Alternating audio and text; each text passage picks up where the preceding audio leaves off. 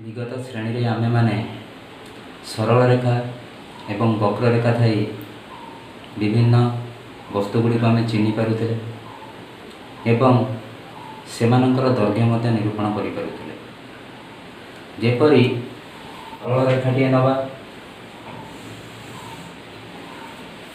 सेहीपरि भावे एक वक्र रेखाटी नवा जदि यार दैर्घ्य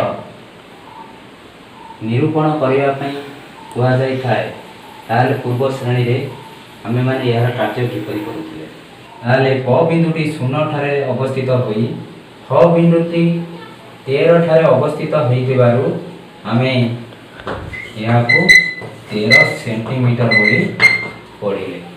ठीक सही परि भाबे आमको एक वक्र रेखार दैर्घ्य स्थिर करिवा पई कुआ जाउतला सेते बेले आमे माने किपरि कार्य करुथिले आमे एक सूता साहाय्य रे वक्र रेखाटीर दैर्घ्य को यही परि भाबे आमे सूतार सहित मिलेबा कार्य करुथिले एवं एथिरु सूताटीर दैर्घ्य को स्थिर करी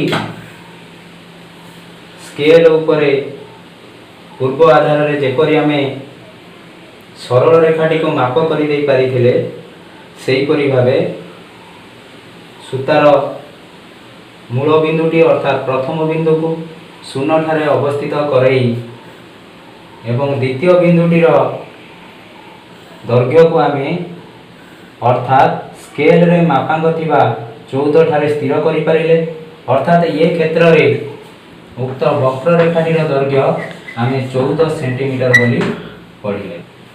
तेबे सरल रेखा सहित संपर्क नहीं आमे माने कोण संबंध रे मध्य परिचित थिले।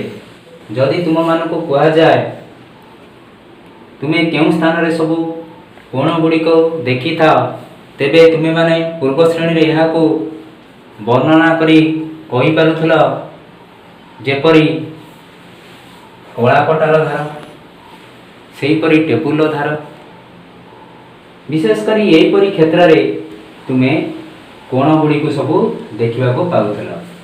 सेही परि भाबे जदि मु एठी एक चित्र करे एथिरे मध्य कोण गुडिकर अवस्थिति थाए बोली तुमे माने निश्चित रूपे बुझी पारुथबो। ताले जदि आमे कोण गुडी को देखुथिले ताले एई चित्र रे केतोटी कोण अछि ताले आमे यहा को हिसाब ऊपर को नेले आमे माने कहि पारुथिले जे कि 6 टी कोण अछि।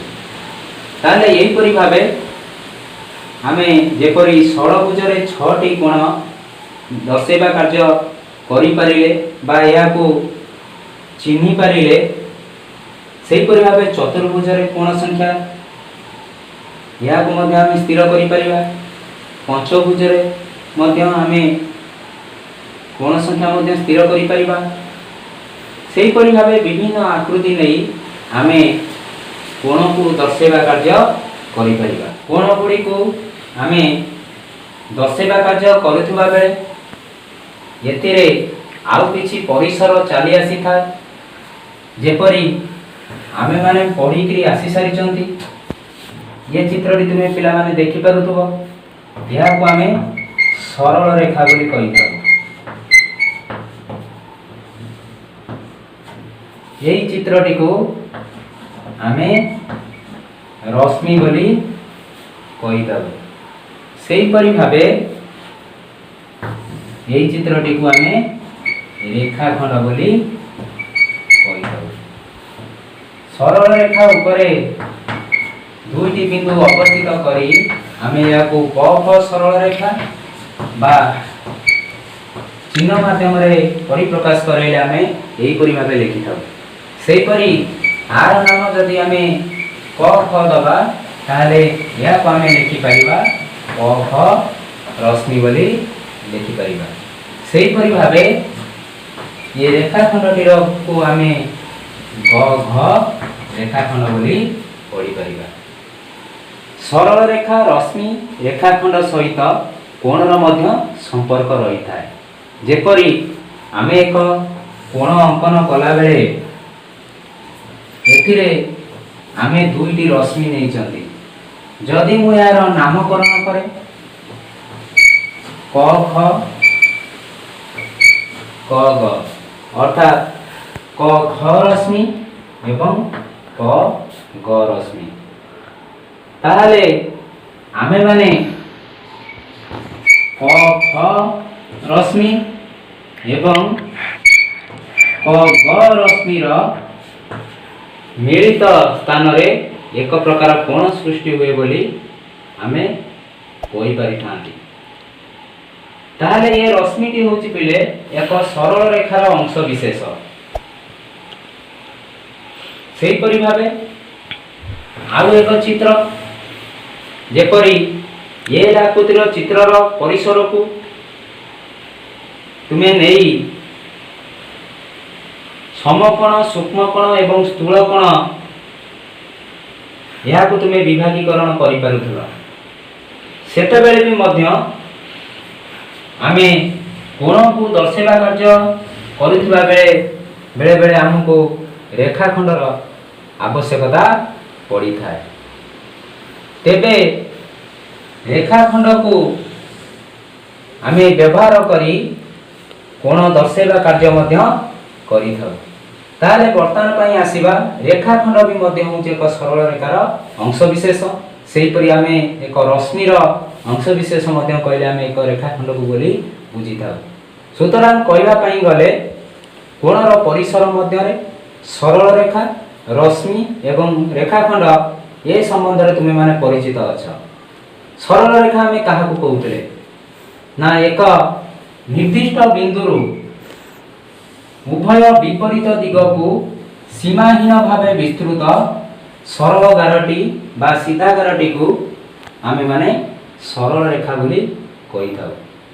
सेही परि भावे रश्मि रश्मि रो संज्ञाकरण कला बेले आमे एमिति या को कहि परिबा एक निर्दिष्ट बिंदुरु जे कोनोसी दिग को सीमाहीन भावे विस्तृत सरल गारटी बा सीधा गारटी बा सरल रेखाखंडटी को आमे माने रश्मि बोली कहि थाउ। ई दुईटी भिन्न बिंदु को धारण करुतबा सीधा गारटी को आमे रेखाखंड बोली कहि थाउ। कोण संबंध रे जा पढ़ी दिले ताले कोण आमे कोण कहउतले ना दुईटी रश्मि दुईटी रश्मि एक बिंदु रे मिलित हेले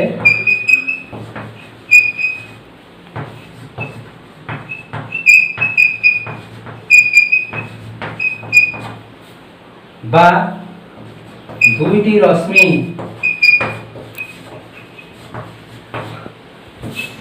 एक बिंदु रु बाहरी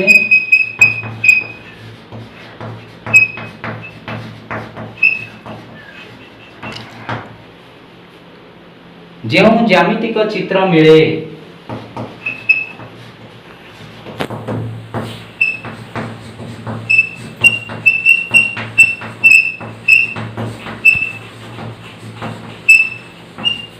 ताहाकु आमे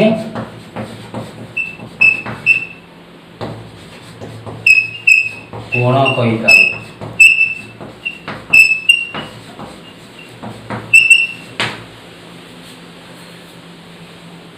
दुईटी रश्मि एक बिंदु रे मिलित हेले किंबा दुईटी रश्मि एक बिंदु रु जदि बाहरिले तेबे आमे कहि परिबा ये जे ज्यामितिक चित्र सृष्टि होउची ताही होउची कोण। कोणर सांकेतिक चिन्ह कहले आमे यही चिन्ह को बुझीता।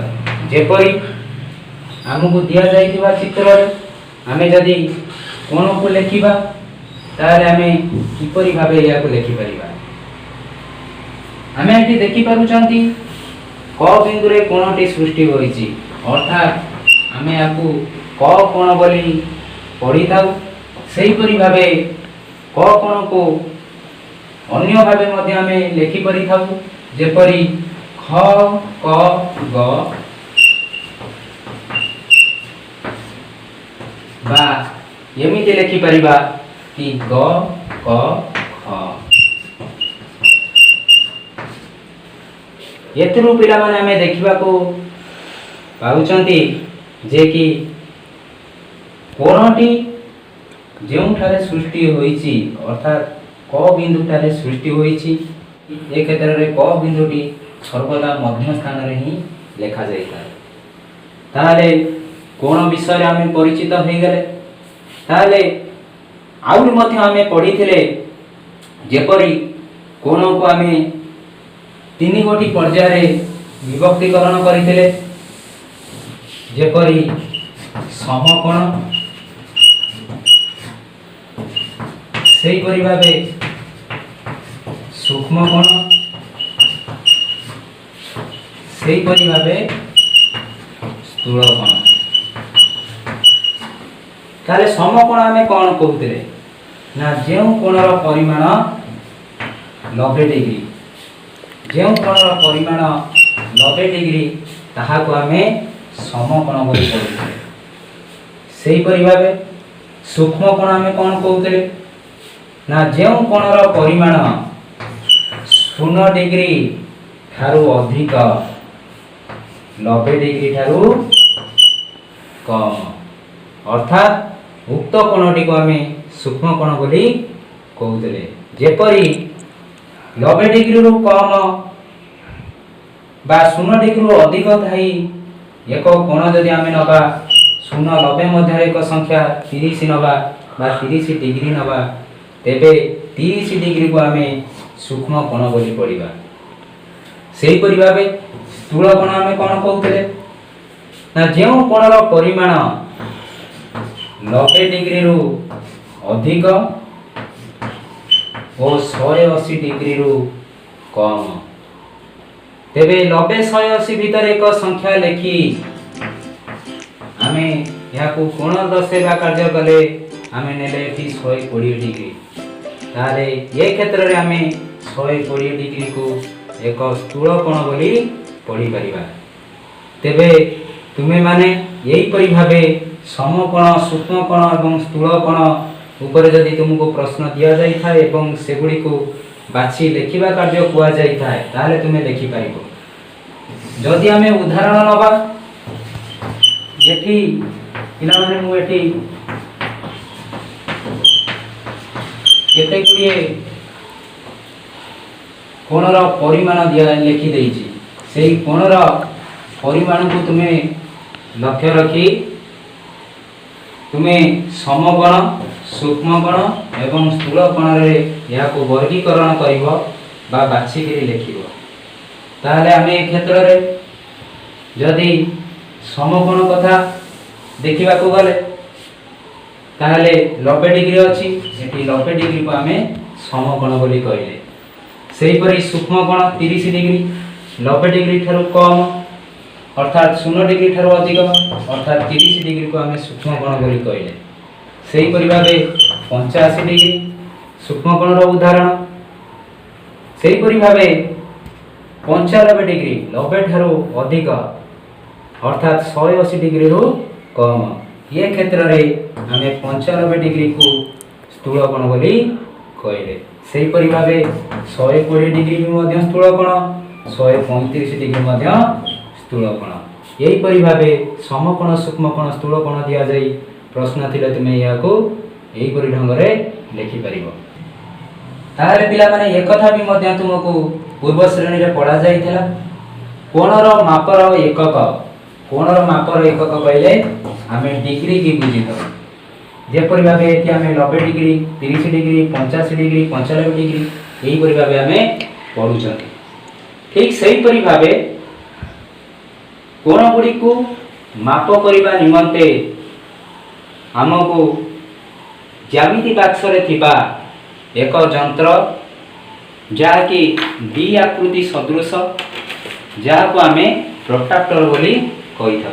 ये प्रोट्राक्टर को आम व्यवहार करी कोण को आम माप कर एवं यार परिमाण स्थिर कर।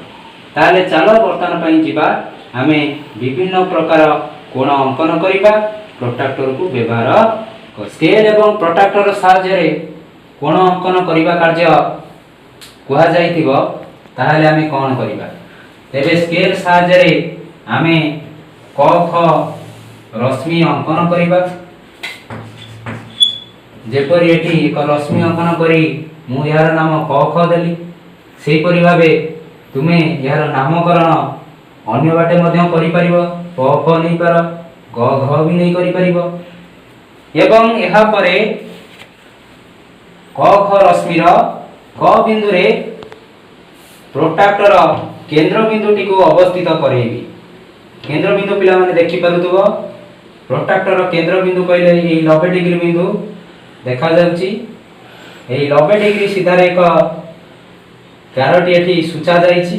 एटा होची हमर प्रोट्राक्टर रो केंद्र बिंदु अर्थात तुमे जोटी 90 डिग्री कोण अंकन करिया पई जे गारटी तुमरा पडिथिबो सेही गारटी जे बिंदु रे आसी तुमरा प्रोट्राक्टर आधार रेखा सहित संपृक्त होईछि ताहा ही तुमरा होची प्रोट्राक्टर रो केंद्र बिंदु।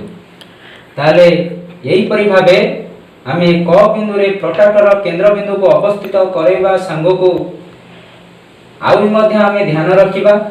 जेपरि प्रोट्राक्टर आधार रेखा सहित आमे नैथिबा रश्मिटी संपूर्ण रूपे मिसी जाउथिबा आवश्यक। ताले आमे एही परि भाबे मिसेबा कार्य करि सारला परे आमे देखि आसीबा शून्यरु निया जाइथिबा संख्या क्रम रे शून्यरु निया जाइथिबा पिले देखो संख्या क्रम रे शून्य कोडी लिखा जाइछि। डान पटरु तुमे देखि चलो शून्यरु निया जाइथिबा संख्या क्रम रे जेउठारे 30 लिखा आइछि एई तुमे देखि पारथुबा 30 लिखा आइछि। एई 30 सीधा रे जाई आमे ए स्थान रे एक बिंदु सूचित करिबा। उक्त बिंदुर नाम आमे ग देई परिबा एवं ए क्षेत्र रे क ग बिंदु को आमे एक सरल रेखा रे एई परि भाबे जोड़िबा कार्य करिबा एवं या को आमे रश्मिर रूप देई परिबा अ ग रश्मि बोली पढ़ी परिबा। ये क्षेत्र रे आमे माने देखि पाउचंती क बिंदु ठारे एक कोण आमे सृष्टि कले एवं जहा को आमे 30 डिग्री बोली पढ़िबा। ताले आमे जदी लेखिबा कार्य करिबा ताले एई परि भाबे आमे लेखि परिबा ग क ख बा ख क ग कोण समान हैला 30 डिग्री। ठीक सही परि भाबे आमे 45 डिग्री 90 डिग्री रो कार्य मध्य आमे करि परिबा। ताले चलो देखिबा 45 डिग्री रो कार्य ठीक सही परि भाबे आमे कि परि भाबे करूचंती। 45 डिग्री रो कार्य करिबा बेले जेपरि आमे पूर्वरु एक रश्मिटिए नैथिले सेही परि भाबे एक रश्मिटिए नबा आर नामकरण करि परिबा ग घ।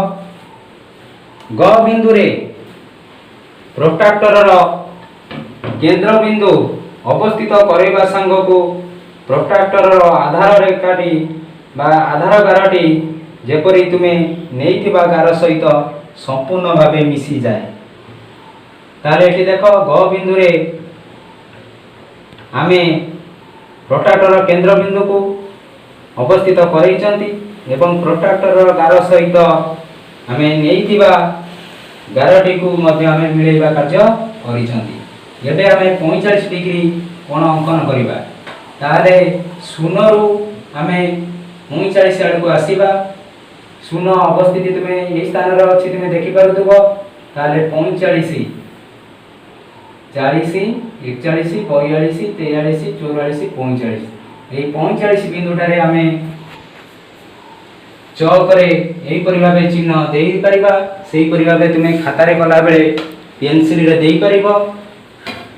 ତାହେଲେ ये ବିନ୍ଦୁର ନାମ କ ଦେଇ ଆମେ କ ଗ କୁ ଏକ ସରଳ ରେଖା ଦ୍ୱାରା ଯୋଡ଼ିବା କାର୍ଯ୍ୟ କରିବା ଏବଂ ଏହାକୁ ରଶ୍ମି ରୂପେ ବିବେଚିତ କରି ଏହାକୁ ଆମେ ଗ କ ରଶ୍ମି ବୋଲି ପଢ଼ିବା। ତାହେଲେ ଏ କ୍ଷେତ୍ରରେ ଯେଉଁ କୋଣ ସୃଷ୍ଟି ହୋଇଛି କ ଗ ଘ କୋଣ ବା ଆମେ ଏହାକୁ କହିପାରିବା କି ଘ ଗ ଏବଂ କ କୋଣ ବା ଆମେ ଏହାକୁ ଏପରି ମଧ୍ୟ ଗ କୋଣ ବୋଲି ମଧ୍ୟ ଲେଖିଥାଉ। ଏହାର ପରିମାଣ ଆମେ କେତେ ସ୍ଥିରକୃତ କରିପାରିଲେ ନା 45 डिग्री स्थिरकृत କରିପାରିଲେ। ତାହେଲେ ଏହିପରି ଭାବେ ପ୍ରୋଟ୍ରାକ୍ଟରକୁ ବ୍ୟବହାର କରି ଆମେ 45 डिग्री କୋଣ ଅଙ୍କନ କରିବା ଶିଖିଗଲେ। ଯଦି 90 डिग्री ପରିମାଣର କୋଣ ଅଙ୍କନ କରନ୍ତି ଠିକ୍ ସେହିପରି ଢଙ୍ଗରେ ଆମେ କରିପାରିବା। ଯେପରି ଆମେ ଏକ ରଶ୍ମିଟିଏ ନେବା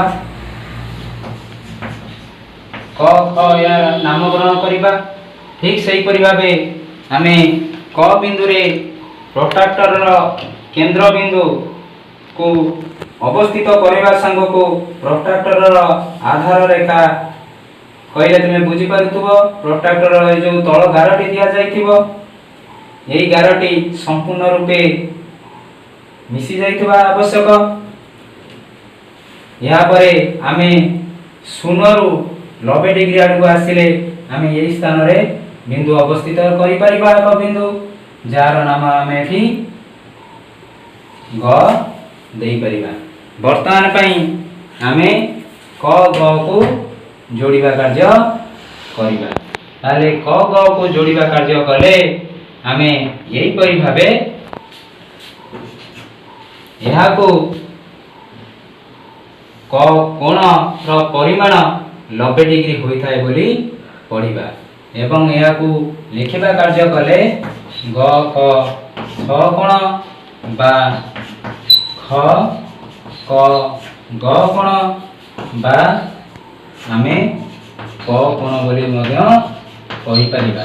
ତାହେଲେ ଏହିପରି ଭାବେ ଆମେ ପ୍ରୋଟ୍ରାକ୍ଟରକୁ ବ୍ୟବହାର କରି କୋଣ ଅଙ୍କନର କାର୍ଯ୍ୟ କରିପାରିଲେ। ଯଦି ପିଲାମାନେ ପ୍ରୋଟ୍ରାକ୍ଟରକୁ ବ୍ୟବହାର କରି ତୁମେମାନେ କୋଣ ଅଙ୍କନ କରିବା କାର୍ଯ୍ୟ ଶିଖିଗଲ। ଯଦି ତୁମକୁ ଏପରି ଏକ ଚିତ୍ରଟିଏ ଦିଆଯାଇଥାଏ